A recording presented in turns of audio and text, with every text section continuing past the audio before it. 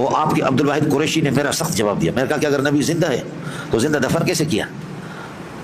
اور اگر 3 دن کے اندر 3 دن چارپائی پہ پڑا، وصال کے بعد 3 دن چارپائی پہ، تیسرے دن دفن کیا، تو اب اس 3 دن کے اندر کوئی پوچھے کہ حل وہ حیون ام میت، اب کرو ان میں سے کسی کو اختیار کرو. آپ کہیں گے حیون، تو حیون بحیات دنویت، اس کو دفن کیسے کیا؟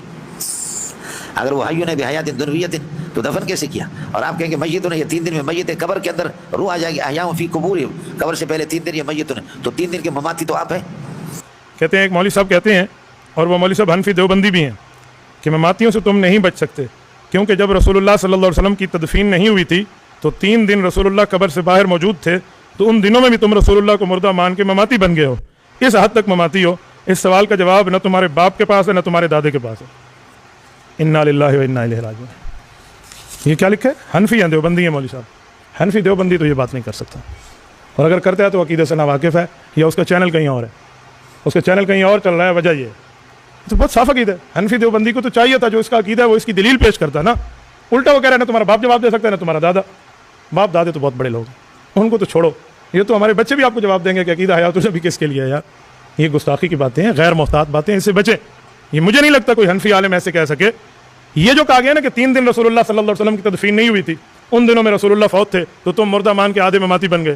اگر یہی بے وقوفی مان لی جائے تو کل کوئی کہے گا مرزائی کہتے ہیں حضور پاک علیہ السلام نبی ہیں، مسلمان کہتے ہیں حضور علیہ السلام نبی ہیں، اور پھر مرزائی حضور کے بعد نایا نبی مانتے ہیں. حضور کے ماننے میں تو تم آدھے مرزائی بن گئے نا.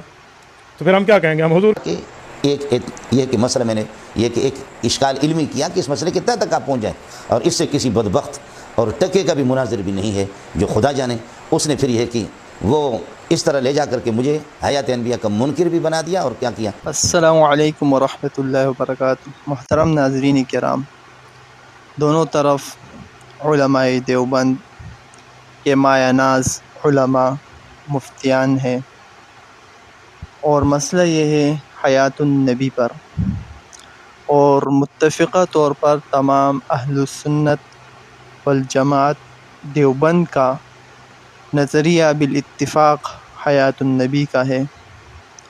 اب دونوں آپس میں اختلاف کیوں ہوا، وجہ کیا ہے، یہ آپ حضرات مجھ سے زیادہ جانتے ہیں، اور آپ نے بیان سن لیا ہوگا دونوں کا مناظرہ.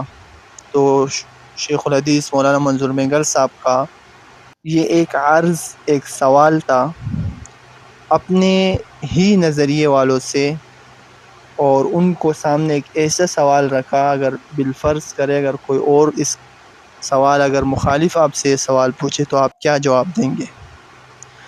اس سوال کا یہ مطلب نہیں کہ حضرت کا یہی نظریہ ہے، بلکہ انہوں نے ایک تعریض تنقید کی کہ اگر یہ سوال کیا جائے تو آپ لوگ اس کا جواب کیا دیں گے علماء دیوبند. تو اس کو مفتی عبد الواحد قریشی صاحب کے سامنے پیش کیا مقتدیوں نے، معتقدین نے. تو انہوں نے اس سوال کو گما پھرا کر ان کے خلاف بنا دیا، حالانکہ یہ صاحب سی بات شیخ الحدیث مولانا منظور مینگر صاحب کوئی مماتی نظریہ رکھنے والے شخصیت نہیں، بلکہ دیوبند اور حیات الانبیاء کا قائل ہے. بلکہ یہ ایک ان کا عرض تھا، اگر یہ اعتراض بالفرض مخالفین کے طرف سے ہو تو آپ کیا جواب دیں گے. لیکن لوگوں نے اس کو گما پھرا کر دونوں کے مناظرہ اور اختلاف کا شکل دیا، حالانکہ نہ اس میں اختلاف تھا. بعد میں مولانا منظور مینگل صاحب نے اپنی بات سے رجوع بھی کی کہ یہ میرا نظریہ نہیں بلکہ ایک سوال تھا، اگر یہ سوال کوئی مخالف آپ سے کرے تو آپ کیا جواب دیں گے.